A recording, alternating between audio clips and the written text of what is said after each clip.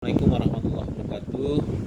Pertemuan kelima studi kelayakan bisnis praktikum membahas tentang laporan keuangan dan aliran kas. Diharapkan dari mempelajari topik ini, mahasiswa akan mampu mendefinisikan tentang laporan keuangan dan juga menghitung aliran kas.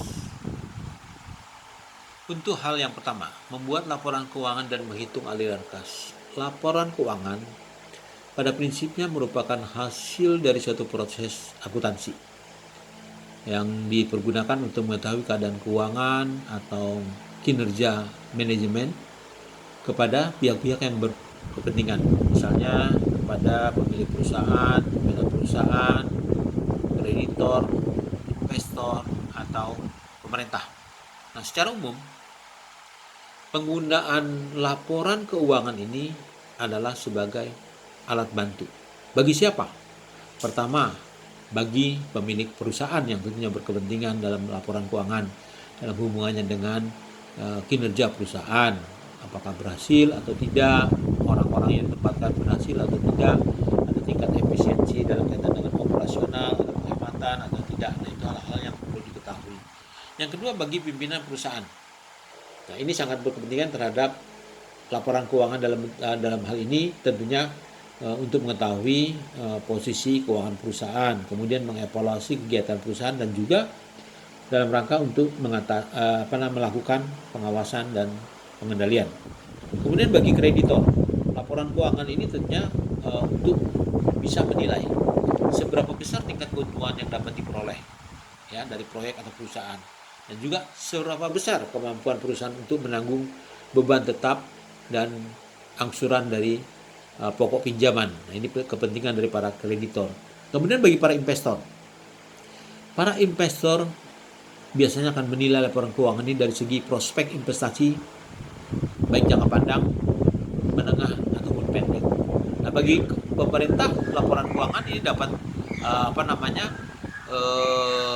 bermanfaat ya bagi pemerintah dalam rangka untuk menyusun terkait dengan ekonomi dan juga industri. Nah, ini biasanya pemerintah ingin mengetahui laporan keuangan dan ini dalam kaitan dengan peluang-peluang untuk kesempatan kerja, kontribusi terhadap pajak atau penerimaan negara, kemudian dalam kaitan terhadap peningkatan kesejahteraan. Nah, secara umum penggunaan laporan keuangan ini sebagai alat bantu, nah tentunya untuk menganalisis kondisi perusahaan, ya. Kemudian di samping itu tentunya untuk melihat bagaimana perkembangan atau kecenderungannya nanti di masa depan. Nah, secara umum ya ada hal yang penting ya, ada beberapa hal yang terkait dengan yang namanya pembiayaan, proyek dan lain-lain. Ini bisa dibaca di dalam slide yang sudah saya siapkan ya. Tentunya ini juga nanti ada hal-hal yang penting juga perlu dilakukan dalam kaitan dengan bagaimana kita bisa menilai laporan keuangan dan juga aliran kas dari proyek atau perusahaan yang akan dilaksanakan ya. Demikian kira-kira. Terima kasih.